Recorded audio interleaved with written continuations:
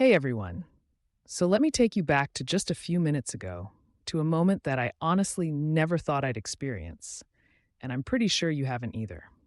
My name's Name, and I'm here to share a story that starts off as a lighthearted couple's hobby and quickly spirals into chaos. Now, my girlfriend and I have this unique pastime. Every night, we pull out some pimple popping tools and take turns popping each other's pimples. Yes, I know it sounds gross, and yes, we've been judged for it, but there's something oddly satisfying about it, right? It's like our own little shared ritual. So tonight, we decided to spice things up a bit. We lit up our volcano. No, not the geological kind, but you know what I mean, and enjoyed some relaxation time.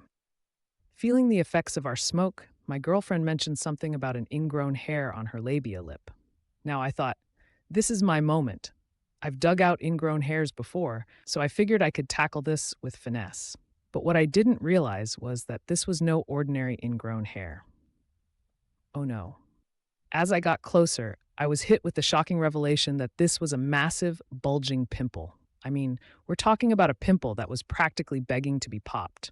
It looked ripe, like a fruit just waiting for harvest. With excitement bubbling inside me, I begged her, please, let me pop it. It'll relieve the soreness. And she agreed, probably hoping for some relief. I retrieved our trusty pimple popping tools, a little needle tipped instrument that's become like a magic wand in our little world. I carefully approached the pimple, feeling a sense of anticipation. This was going to be epic. I gave it a gentle poke, and as I squeezed, I swear to you, my life flashed before my eyes. But here's where things took a turn for the ridiculous. In a split second, this pimple erupted with such force that the pus shot out like a cannonball, directly into my right eye. I blinked in utter horror, my vision going blurry as I processed what just happened.